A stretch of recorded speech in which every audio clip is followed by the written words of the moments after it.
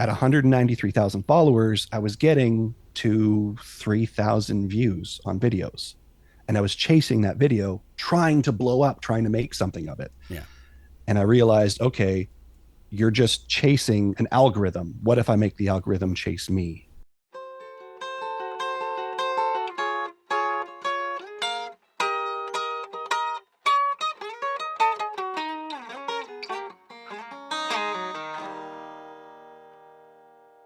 Hey, I'm Ben, executive producer and host, one of Wicked and Grim, a true crime podcast. That's just like, it just rolls off the tongue for you now. You've said it so many times. How many episodes of Wicked and Grim are there? I'm not 100% certain. We have been trying to get a spreadsheet going with all the episodes so we can like cross reference if we need to. But I think we're upwards at about 400 right now. Nice. Because we have a tally going on, like, our main public episodes, but then we also have behind the scenes Patreon exclusive ones, and that increases the tally. So yeah, about 400. That's awesome.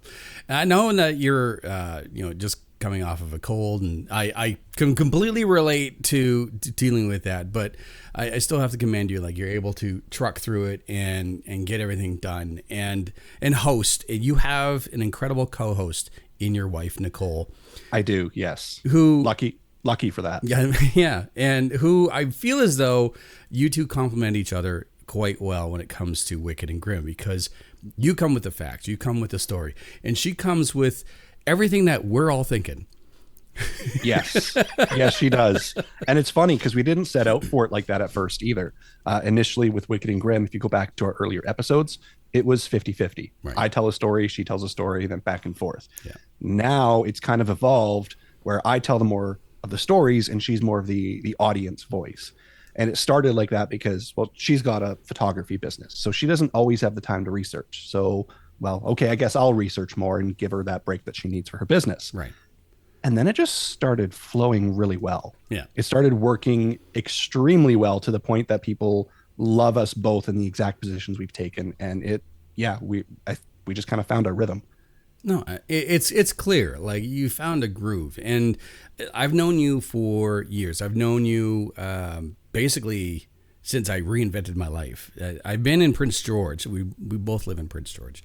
Yeah. I've been here since 2004. It was 2016 where things started to change in my life, and then I was introduced to you, and it was through a convention and cosplay where you once again displayed your incredible skills and talents and nerddom. And definitely definitely the nerddom. Yes. For being able to be a craftsman of different materials, and you crafted that Buzz Lightyear suit was all you, was it not? Yes. Yeah. Yes, it was. The concept, the design, the crafting, all of it. Yeah. I did have some help from a couple of cosplayers I reached out to. Like Stoosh he did a Buzz Lightyear costume before I ever did. And I reached out to him and asked him like the dimensions and stuff of his dome. So he helped me like what he did, and I went from there. So there's a couple people who helped with a little bit, but other than the construction and everything, like that was all me. Yeah. This was all in your spare time too. I mean, yes. At this point in time, what you do now is your bread and butter. But before you did the typical thing of a northern town, you worked in a sawmill. Correct. Yeah. I worked in a sawmill right out of high school, actually.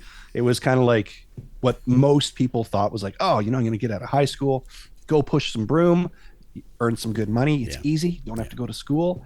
And I got into that trap, and a trap it was. Yeah. Yeah. I can relate. I worked at a local sawmill for a year, and it was very much like that. That entire year, I have to be reminded repeatedly that I did that because it was so brain dead and monotonous, and it was pushing a broom in the odd hours of the morning, just doing a job that was necessary without question, because if you don't push that broom, if you don't get rid of the sawdust, it becomes a fire hazard and yada, yada, yada. But still, it is very much like, this is your life now. Yeah. Well, 1 year would have been great. I did it for 16 years. Yeah. And the entire time being a creative person, anytime I stepped into that building, my body went into autopilot to do the job, but I had my brain just running through creative things I wanted to do, goals eventually, or side projects, crafts, cosplays, stuff that kept me entertained was here. And it was always that dream of, I got to get out of here to do something different. Yeah. No, and I get that. Again, being a creative type, not unlike yourself, it's the same thing. I'll have a job that I got to do, which requires 95% of my body and 5% of my mind to pay attention. And the rest of it is like brainstorming this and thinking about that and blah, blah, blah, blah. And I've done that. And you have taken upon yourself to take chances and show yourself on social media. And before Wicked and Grim, we'll get to where you are now, but before Wicked and Grim, there was a monkey suit. Yeah, there was. I still got it. I still have it, and I will still rock it. Trust me.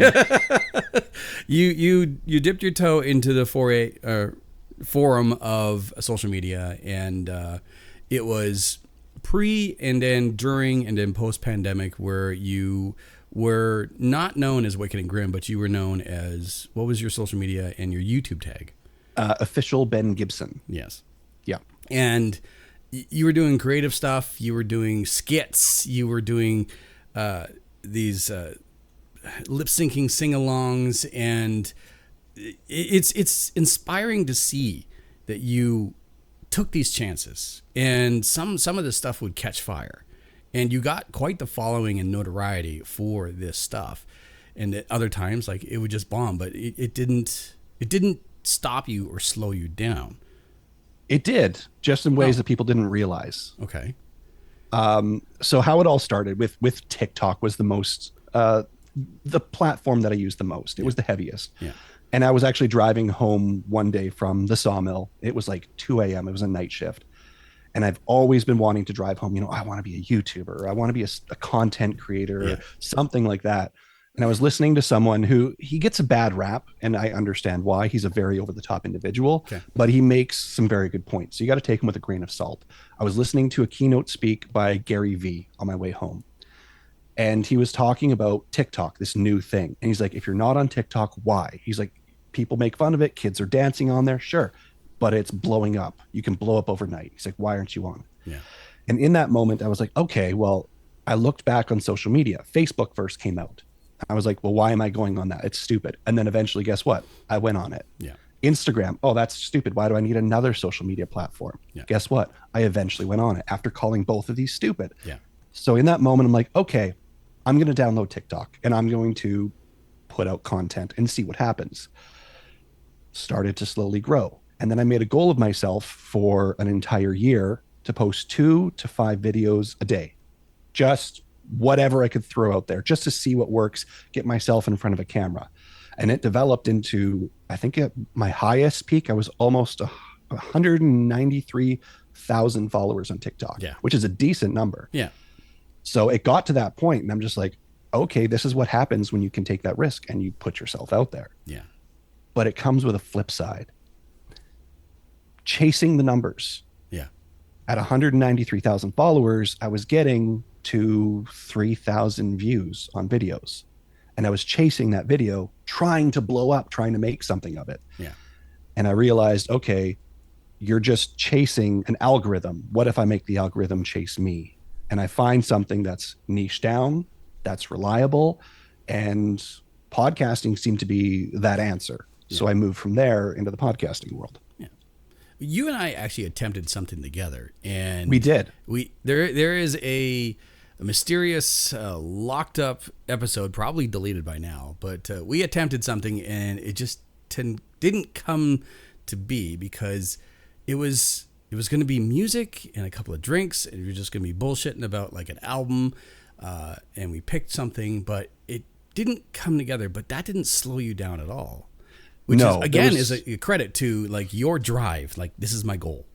Well, that moment was the exact moment I was trying to figure something out, a very specific thing. So I had already dove into the world of podcasting prior to that attempt. Yeah. It started with a podcast I called Insert Creative Title. That was literally the title, insert creative title. Yeah. So it was talking with creative minds, very much so what you're doing on your show. Great concept. I love it. But for me, I wanted something where I could post weekly. Yeah. And it was a great thing. But then I found, okay, what if someone cancels? My week is screwed up unless I have an episode on the backlog. Yeah. But I always get too excited. You know, I'm wanting to put that episode out anyway. Yeah. So I'm not the type of person who really has a backlog. So that format didn't last too long. I think it ended up around 26 episodes with that podcast. And then that's where you and I had attempted one. I had attempted another 2 or 3 podcasts, I think, with a few other people as well, trying to find something that would hit, something that would bring the algorithm, you know, to me rather than me to it. Yeah. So that's when I came up with the idea of, well, niching down into true crime. Yeah. So it overlapped with another thing in our lives. My wife and I, we were working nonstop, hardly spending any time together. I'm like, okay, well, what if I need a reliable co-host on a weekly basis? She loves true crime. I love content creation. What if we marry the two and then we can get to spend more time together doing this thing? Yeah. And thus Wicked and Grim was born. I'm always for, like, I will absolutely jump into the cement up to my elbows with someone when they have a plan, when they have a desire, when they want to try something. And hence, like, I work with a wide spectrum of people on a regular basis, both at work, my 9 to 5, and here in the social media realm and the podcast realm. And when you approach me, it's like, I have this idea. I was like, all right, let's give it a shot. But it really, I'll admit, and you probably caught on to this, but like when it didn't work out, I was a little bit upset. And then Wicked and Grim blew up. I'm like, I wanted to be a part of that. Fair. But it's so cool. Like it's so cool to see someone take something and take a ball and just go. And how it's grown over the past couple of years does it surprise you even to this day? To a degree, yes. Yeah. I will be honest. TikTok was the biggest thing that made me understand social media algorithms, if you will, growth strategies, all of that. So I took that, and when I was going for, Wicked and Grim, I looked at it from a very strategy standpoint. If you go to school for 5 years and you come out of it, typically like, hey, doctor, you're going to get X amount of dollars for your income for going to school, and now you have your job. What if for 5 years I was consistent like going to school? The same results should theoretically apply. Yeah. So I thought, well, at this point, maybe we'll get like a bit of a spike in listeners. At this point, maybe some money, and it'll start snowballing. And maybe my time frames were off, but the end result of that 5 years is almost exactly as I predicted it, which is crazy to think.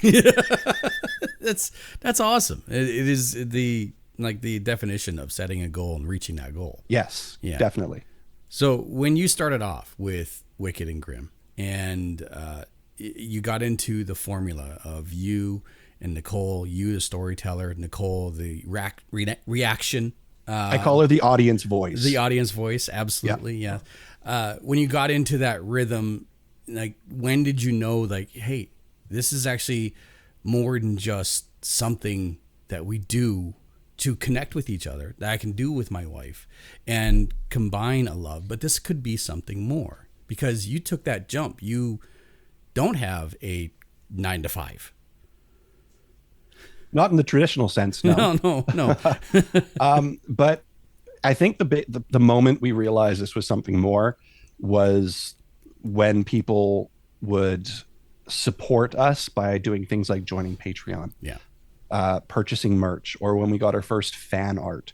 Those are the things that really say, hey, we've built something that we wanted to build, because we weren't trying to build how many followers we can get, how many downloads we can get. We wanted to build a community around the show, right? Something that is a very supportive, great place. And we managed to actually have people who want to be in that space. Yeah. That was the moment. It's like, okay, we have people who actually believe in us, who want to support us, who want to be along for the journey. Yeah. And that speaks volumes in itself. Yeah.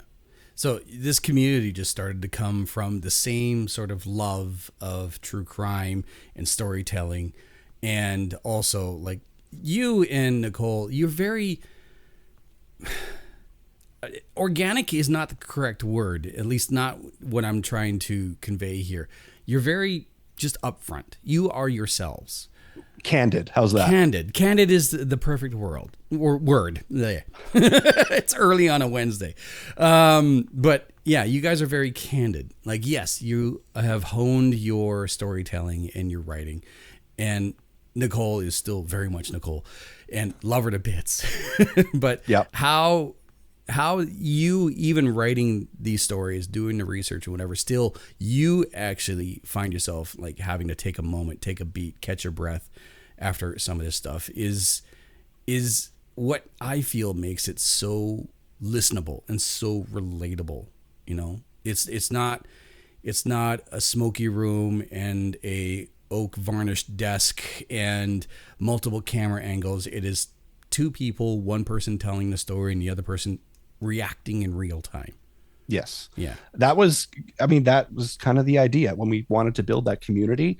We wanted that community to, be a part of Wicked and Grim too. Yeah. We're not any different than the people who are listening. So if you sit down and you feel like you're sitting at a table with friends, having a drink, talking about the story, we've done our job. Yes. I'll be honest. Some of that comes out of like a little bit of laziness, because the less we edit the show, the less work, right? So if we don't edit fully, hey, that's even better. But we also wanted to make sure we were true to ourselves going in, and going to be true to ourselves to the day Wicked and Grim is finished as well. We don't want to be some big, someone that's owned by a giant corporation and telling us what to do, what to say, what cases we need to cover. Right. It'll be us and our community. Yeah. That's what we want. That's something else that you brag, and rightfully so. You pride yourself on. It is you and Nicole, and that is it. You are the decision makers. You are the ones who sign your name at the bottom of each episode. Yep. You're not tied to any sort of MLM or conglomeration or anything like that. It is you two. That is it, period.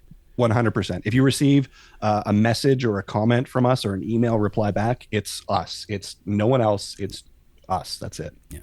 Speaking of messages and receiving messages and comments and being part of the community, I always felt as though that I've been in the broadcast industry for 2 decades.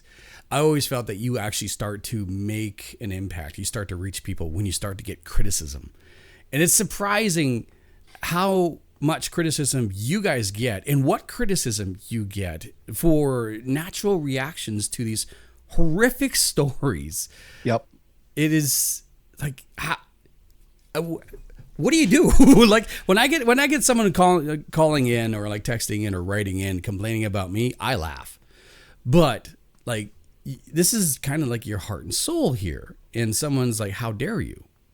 Definitely. It can hurt. It really does. And I will say I've got a little bit thicker skin than Nicole does. Sure. So when, those negative comments come in and we read them, and we do read them, it can set us back at times. Sometimes there's times where it's, you know what, I don't feel like recording tonight. The episode might be delayed because we need to go to sleep and record in the morning, and the episode is out a couple hours later because, hey, someone said something just completely off the wall and ignorant. Yeah. We've had people who've messaged us and say, Ben has no part in the show, or Nicole needs to just go away, or things about like, I don't like your writing style. I don't like the commentary between. Please stop. Yeah.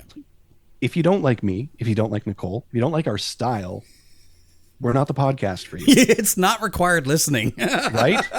Exactly. I don't go, like if I were to go onto a Netflix show, and the Stranger Things new season is about to come out. If in episode 1, I don't like how they wrote it, I'm not going to go in and send an email to the people who produce the show and say, you need to change that because I don't like it. Yeah. Why would 11 say this at this point in time? And like, shut up.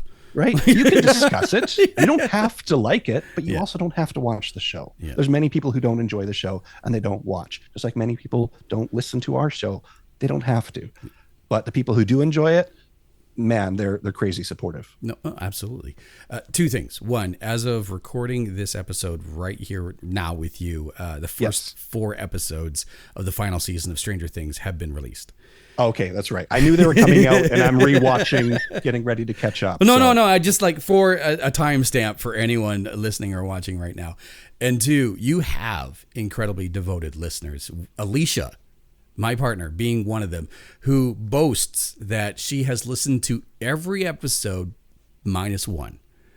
Oh, yes. She did comment about which one, and rightfully so. Yes, rightfully absolutely. So. Yeah, who she is and what takes up her heart and whatnot. There is one episode that she did not listen to, and we go on road trips, and she's like, I downloaded these episodes, cool.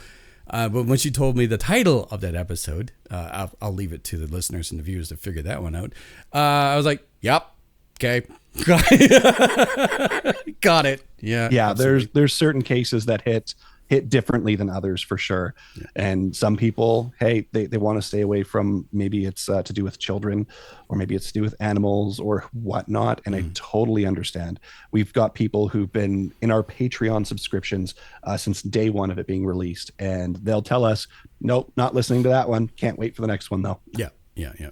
One of my favorite criticisms, and you've addressed this a couple of times, is when you don't let the listeners know that there's a part 2. Yes. So that was something I did early on in the show. Yeah. And I got shit for that. People did not like it. I mean, there was jokes and laughs about it too, but there was a lot of playful, angry messages coming in. And I thought, okay, maybe some of those playful, angry messages have some truth behind them. Maybe I should give a heads up if it's going to be a part 2. Have you ever been hit with that? Sorry. I hit with what? Sorry. Finding out that there was a second part that you have to wait for. Oh, yes, definitely. Yeah. Yes. And it wasn't the greatest feeling, I'll be honest. So I don't do that anymore. I always make sure, at the very least, if I forget at the beginning of an episode to say, hey, this is part 1, at the very least, the title will say part 1. Yeah. Yes. That's fair. The only time I can honestly say I felt that way was when my friends, at a very young age, my friends took me to go see the first Lord of the Rings movie. Because at the end of the Lord of the Rings movies, they made it to a top of a mountain and they continue walking, and then credits. I'm like, the fuck just happened? Yep. So I totally understand. My idea at the beginning was, we were really trying to gain traction and things like that, build things at the beginning. So it was, okay, well, if people are going to be listening and then I, drop it off at the end and wait for next week, then it would build anticipation and they'll want to return. But little did I realize there's repercussions to that too. I mean, I knew, but I just didn't think about it in that context. So. Yeah. No, I would hope, like, when those situations first arise, people would be like me, like, oh, you bastard. That's pretty much the reaction. Yeah. I'm pretty sure Nicole said those exact words a few times too. Yeah. Oh, more than once, probably twice this morning. Yeah. No. So when you're researching these stories, have you ever had the opportunity to actually speak to someone who was present or was in that same town or area or anything? Yes, definitely. Typically, I've avoided doing it though. Really? We've had some people reach out to us who are writing books, that sort of aspect. Right. Many times it's actually perpetrators who are behind bars and wanting to tell their side of the story. Not what we want to do with Wicked and Grim. We want to tell the victim story, not someone who was, found guilty and sentenced to life in prison. I don't feel that they deserve to tell their side. If you murdered someone and you are guilty, you're convicted, I'm not going to help spread your words. I'm sorry. But go ahead. Sorry. And then, I was going to say there's also sometimes we have had messages from investigators, retired investigators. We've yet to take anyone up on the offer, but those are some of the ones that if we do accept, we'll be accepting something like that for sure. Right. It doesn't so much fit the style of our show right now. We've worked it out so well. Storyteller, audience voice with myself and Nicole. Mm-hmm. So we've yet to have a third person on the show. We're just not sure how that dynamic would work. No, and that's fair. Absolutely fair. I wanted to bring that up for two reasons. One, you did one episode out of spite recently, and that was because the perpetrator did not want to be on one of those bullshit podcasts. Yes, that's correct. Yes. So how did that feel? It felt good. As soon as I learned that he did not want to be part of this bullshit podcast or anything, I was like, all right, well, you're going to be on a bullshit podcast. And immediately he was right front and center. Anything I had that was on the go, I put it aside, and he was number one priority. Yeah. I've been looking forward to bringing this up too, because your most recent episode, The Abbotsford Killer. Yes. Terry Driver. Yes. I was there. You were there? I was in Abbotsford from 1994 to 2004. Oh, snap. I didn't realize you were in Abbotsford. I, for some reason, was thinking you were in like Chilliwack or something. No, Abbotsford, yeah. Okay, gotcha. Born in Vancouver, or born in Victoria, moved to Vancouver as a teenager, moved to Abbotsford. The October 1995, I was there. Oh, shit. Sorry, am I allowed to swear on your show? No. I've already dropped the F-bomb a couple times. Okay, cool. So I wanted to, if you don't mind, I wanted to give what little information I had. Definitely. On this scenario. So for those who are listening and watching, I'm going to bring up the episode title right now because I had just actually enjoyed it, listened to it while I was having breakfast before we went on here. The Abbotsford Killer, Terry Driver. It was released yesterday? Today is Wednesday, so yes, it would have been yesterday. Yeah. So October 13th, 1995, the news came out, and it was about Misty Cockrell and Tanya Smith, and the entire community, you're absolutely right, was horrified. And like, how could this happen in this little town of Abbotsford, British Columbia? We are a tight-knit community, very, very religious, more churches per person via per capita. Like, it just a very, very not closed off, but very community-based town of Abbotsford. Yeah, that's a good way of putting it. And Misty Cockrell was missing. Tanya Smith walked from the place that she was attacked to the local hospital, which was, from what I understand, was about 4 blocks away, which is quite harrowing for what she had suffered. Again, the house that I lived in, the high school that I attended, was within a 5-block radius of that hospital and where she was attacked. Wow. Yeah. It's just like, when all this news was coming out, my father's like, we're changing the fucking locks. I'm not surprised, honestly. Like, that's what most people's reactions seem to be. Yeah. And then he made the phone call, which was at a payphone across from a arena, which was the other end of Mill Lake, which again was about 7 blocks away from where I lived. And we would walk in that park and past that payphone and past that arena on a regular basis because it was a nice walk. And it was like, again, like living in the moment at that time. The community went from being horrified to really pissed off. Yeah, I can see that. I can see it, especially with his antics that he used throughout the unfolding of the story. Yeah. He was not a pleasant individual. No, he was pretty cocky. Yeah. And again, this is all going to make sense once you listen to the Wicked and Grim episode of the Abbotsford Killer. We started having night vigils. The town started having night vigils. We also did community walks. It was the first time ever I can remember just walking down the middle of the street on a bi-nightly basis with candles and flashlights, and it not looking, just being present, right? And then reports started coming out of a description, and this is the type of vehicle that he had. And my father was like, I'm taking our station wagon out, because if I catch this MFer, I'm just going to lean the station wagon into this guy and put him into the ditch. And you think station wagon, you think like, rather large vehicle. This was like a Chevy Chase sized Griswold wood paneled, like this was a beast. Yeah. My father the quintessential what you think of. But I remember my father being like adamant, like I'm gonna go on a random drive. Why? What are you gonna do? But anyway, yeah, all this happened in like within striking distance of where I lived and where I went to school, and it caught the attention of everyone in that town. And then when he was finally caught, and how stupid he was ultimately, and how he was caught, and when all that news came out, everyone, like, it felt like a literal weight was taken off of everyone's shoulders, and we could finally breathe, and we had our community back. But I just wanted to share that with you because I was there in the moment.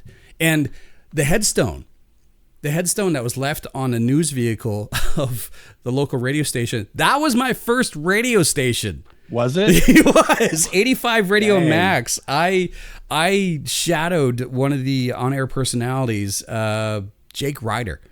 And yeah, that was the first time in my quote unquote professional career I was heard on the radio, was on that radio station. And I know that radio station like the back of my hand.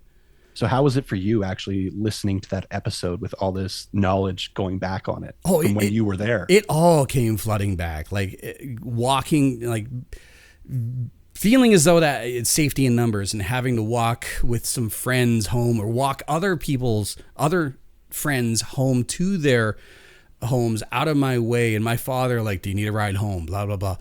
And going on those, community walks and just being present and being loud and not being scared, while at the same time being scared. Like, yeah, like all that shit that you were talking about was absolutely true. But at the same time, there was an air of defiance within the city of Abbotsford when that happened. And people were scared, and people were out for blood.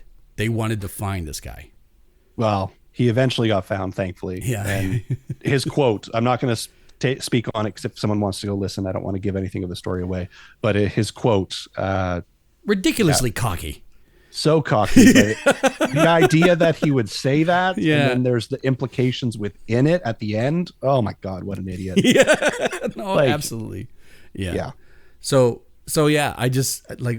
It just kind of seemed like the galaxies just kind of collided here, because like it was recently that you and I had set up this interview, and then you released the episode of the Abbotsford Killer. I'm like, fuck, I was there. Well, not only that, we were supposed to have a talk. Was it last week? No, it was this week, but you were supposed to have an episode last week. That's what. Okay, yeah. Gotcha. So there was a potential of me, hey, maybe this episode was going to come out like even after recording, who knows? But the fact that it just came out right before, or not even a few before, that's kind of funny how that works out. Yeah. Just to be clear, and I know a lot of people get, accused of clout chasing. I did not know them personally. They actually went to a different high school than me. I went to Abbotsford Senior. They went to, I believe it was a different school called W.J. Mowat. And I did not know them, but literally, like, the hospital where it was located at the time of this happening was about 7 blocks away from where I lived. And yeah, it was all just, I was there in the moment. Fair enough. Yeah. Gotcha. So I just thought that I had to share that with you. I was like bursting at the seams. I appreciate that. I really do. So how do you think did I do the story justice? Absolutely. Then? Yeah. Like, okay. It brought back so much more, and you were adding information. Like, you were actually adding stuff to my memories. Like, oh, that fucking makes sense. So no, you credit where credit is due. You did a great job recounting and retelling and providing the information to that story. And I can absolutely 100% stamp of approval, and being there when it happened, it should just be proof positive. Like, you do your research, you go into it, and you try to find what is bullshit, what is true, and then go through there.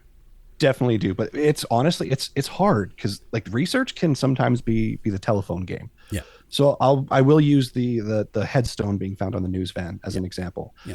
Some accounts that I found say, or implied, I wouldn't say said, but they implied that there was a call in to the radio station to say, hey, go check out your news van, and then they walk out that way and found the headstone. I couldn't find confirmation on that or not. So I just said they get to work and it's there.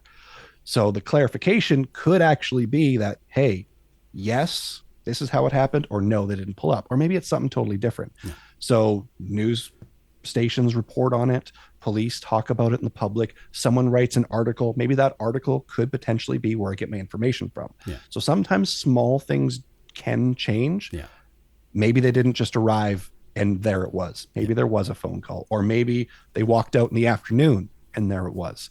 Some small things could be changed in certain aspects. That one, I'm not 100% certain if they walked up to find the tombstone. But I find the best I can with, hey, the information that's out on the internet, and sometimes I just got to make a call, a creative call at sometimes. Was it a frosty morning? I don't know, but the weather that morning was -3, so I could assume there's frost. Yeah. Things like that, you know? I can, to add speculation, but also confirmation to that specific part of it. 85 Radio Max was located directly on Main Street. There's one road. It's off the highway. There's one road that goes straight through the middle of Abbotsford, and 85 Radio Max was located right there, right beside like a KFC and a Volkswagen dealership. Early in the morning, it would have been easy to see like there's something on the hood of that vehicle. So if there was a phone call, I could only assume it was someone like, hey, what's going on in your parking lot? Gotcha. Right. But it would have been easy and noticeable from anyone driving past the radio station. So, okay. So yeah. So like, again, like confirmation, but still speculation. But yeah. But there are things like that where, hey, you can't spend forever researching every single detail. Yeah. I mean, you can in certain aspects. If I'm going to prolong a story, I've read books or memoirs and everything on survivor accounts. But other ones, it's like, well, this story needs to come out in 2 days. So I'm not going to sit here and figure out the semantics of what time of day the tombstone was there. I'm just going to say it was there. Yeah. So sometimes it's easier to find the real facts. Other times it's not so hard. But you still need to do your due diligence to do your best that you can and deliver as correct of facts as you can. Yeah. What's it like doing a live show in front of an audience? You did that recently. Weird. Definitely weird. I liked it. It was awesome to like have people there, but it's weird. Yeah. Yeah. It's, I don't know. It's out of your comfort zone. We're used to doing the podcast right here in our tiny homes. So going in front of a group of people and sitting on a stage, and they're watching you do it. It's weird. It's weird. Yeah. I love the fact that you did it, and I wish I could have been there for the most recent one, but like when you do that, I was like, oh, interesting. Because like that's my home turf, right? Like being in front of an audience, that's what I thrive. Well, right? Like it doesn't bother me either. And Nicole, like with her previous job, before we jumped into all this, she was doing some public work and speakings and stuff like that too. So we can do it. It's just not what we typically do. Typically, we sit right here, microphones on, and get our drink, whether it's a coffee, a beer, or what. Yeah. And then if we need to cough or sneeze or something, hey, we can stop it, edit it together. Yeah. No one knows the wiser. In public, if we're about to have a sneezing fit, well, people are watching you have a sneezing fit. You know what I mean? So it's a little bit different. You kind of got to like gather yourself and yeah. But we are actually looking at potentially, I'm not certain about this year, but probably 2027. Nicole and I were having a conversation about actually doing some shows on the road. So taking some live shows, not even recording them. So it's like an exclusive episode sort of thing. Right. And potentially doing some live ones here and other cities, maybe around North America. That'd be cool. That awesome. Would be. Yeah. The Wicked and Grim tour. Yeah. We've had requests for it. Lots. So really? We have. Yeah. That's awesome. So what is in the future for Wicked and Grim? I mean, more stories to be told. It's exciting, but at the same time, like you are reporting on some of the most horrific things. Yes. Yeah. I mean, honestly, our future is what it is. What we're doing now is what we plan on doing. We plan on expanding a few things on maybe different merch lines or maybe some new stuff coming on Patreon, things like that. But there's not a whole lot to say that Wicked and Grim is going to change. I think we found our rhythm. People like our show for what it is, and we're happy with that. Yeah. I got something off the cuff here. What's that? Alicia, who knows that we are recording right now, sent an audio recording. Oh, I don't know if this is going to work here. Hi, Ben. It's Alicia here. Hope you're doing well. Glad you're not sick, and I was able to listen to Friday's episode. I was like, what happened? Oh, my God. Anyway, good episode yesterday. Great episodes all the time. Would love to, I know JD's mentioned it, would love to sit down with you guys sometime and meet Nicole, too. Okay, take care. That's very sweet of her. That was. I appreciate that. I'm sure we could arrange something one day for sure. Yeah. Just with running her business and Wicked and Grim, we get busy. We get busy lots. We're fairly open and flexible, but certain times of the year, especially with photography, man, she is just hunkered over her laptop from sun up to sundown, whether she's out actually taking photos or editing them. Yeah, no, that's fair. I don't know if there's anything else you wanted to add. There's something I wanted to hit you with, which was a bit of a quiz, something that you inspired me to do years ago. A quiz? Oh, it's a very easy quiz. Oh, I'm going to fail. Okay, maybe not a quiz, more just a Q&A. Okay. I feel more confident with that. Yeah. So as we're recording this, it is November the 26th, but this episode is actually going to be public in December, the holiday month, the holiday season. And you did this thing on social media many years ago. I think it was 2016, 2017, where it was Christmas tag your it. Yes. And you tagged me. Yes. And so I wanted to hit you with these same questions. There's no wrong answer. Oh, I'll find one. Yeah. But in the spirit of the holiday season, and because I don't want to take away, what I usually do is I'll field questions from fans and stuff like that. But you have a Patreon and you have such a very connected community. I don't want to take away from that. No, it's all good by all means. Yeah. So I want to hit you with this. So question number one, what is the best present you ever received for Christmas? Oh, I don't know if there's a single best. I'm a big fan of socks now. Socks and whiskey. If you give me socks and whiskey, I am happy. Yeah. So yeah, I'd probably say some of the warm winter fluffy socks. I've got a pair actually from a few Christmases ago, and I love them. And I start breaking them out this time of year. So a good pair of socks. Fair enough. What is the worst present you've ever received?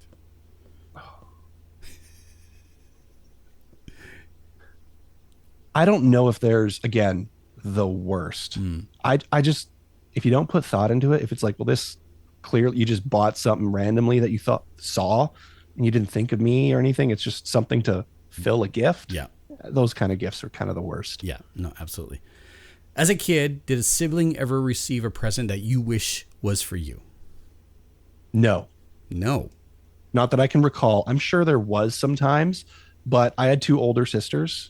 And so if that's a nice sweater. Yeah, it's I'm good without that pink stuff, Yeah. So I'm sure there was a time when I was 5 years old and crying over something they got that I wanted, but as far as I can recall, no, not really. Fair enough. Sing a line from your favorite Christmas song. Oh, you're going to make me sing when A, I can't sing, and B, I'm still a little bit sick? You can bypass this. It's fine. Well, let me think. I do love the Grinch song. You're a mean one, Mr. Grinch. I like that. It's funny. Have you heard, there's the Small Town Titans. Have you heard them cover that song? Yeah. So good. So good. So good. Yeah. Quickly, name a reindeer. Rudolph, Dasher, Prancer. I can go through the whole list. Fair enough. What is your favorite thing about Christmas? Spending time with friends and family.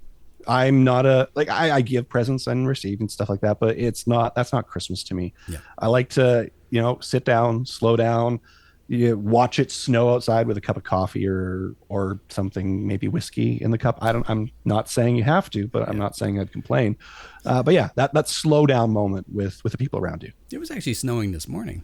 There's a couple flakes still trying here. Yeah. Not a whole lot though. No, not here. Downtown, it stopped. When do you start getting excited for Christmas? Usually in December. Yeah. When December hits, then things get a little more real. Do you use an advent calendar? No, No. no. Typically because the cheap ones, the chocolates aren't that good. Yeah. And then the good ones, they're expensive. Yeah.